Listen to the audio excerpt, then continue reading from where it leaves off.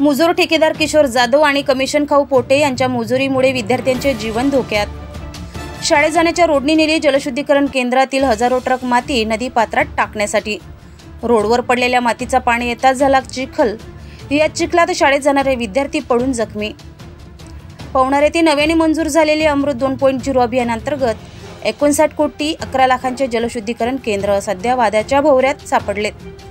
हा प्रकल्प नगर परिषदेचे कमिशन खाऊ पोटे तसेच मुजोर ठेकेदार किशोर जाधव यांनी आपल्या बापाचा प्रकल्प समजून येथे काम सुरू केले। काम सुरू करताना शासनाने आखून दिलेल्या सूचना या दोघांनी पायांनी तोडवल्या आणि काम सुरू केलेत। महसूल विभागाची कोणतीही परवानगी नसताना मुरुम काढून विकला तर त्याच प्रकल्पातून निघालेली माती नदीच्या वाहत्या पाण्यात टाकली असे अनेक किस्से घडत असताना आता एक नवीनच किस्सा या दोन्ही भामट्यांनी करून ठेवला आहे। या प्रकल्पापासून जवळच स्वामी विवेकानंद इंटरनॅशनल स्कूल आहे। ही स्कूल गावच्या जवळच असल्यामुळे तसेच स्कूलची फी कमी असल्याने जास्तीत जास्त गरीब घरची मुले येथे शिकतात। तसेच या स्कूलमध्ये जाणारे विद्यार्थी जास्तीत जास्त सायकलनी ये-जा करतायत। मात्र या मुलांना स्कूलमध्ये जाण्यासाठी रोड नसल्याने मागील 2 वर्षाच्या आधी सेवाग्राम विकास आराखड्यातून रोड बनवण्यात आला होता।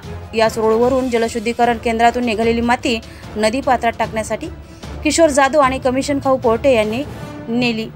मातीची वाहतूक केल्यानंतर रोडची सफाई मात्र केलीच नाही।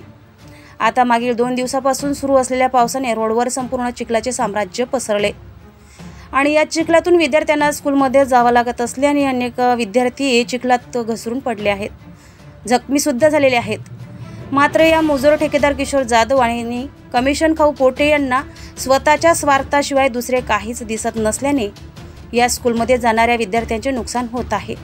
तरी संबंधित विभागाने या प्रकरणी लक्ष देऊन तात्काळ रोडवर पडलेली माती काढून रोड साफ करून द्यावा, अन्यथा आम्ही येथे सुरू असलेले काम बंद करू असा इशारा पालकवर्गाने दिला आहे।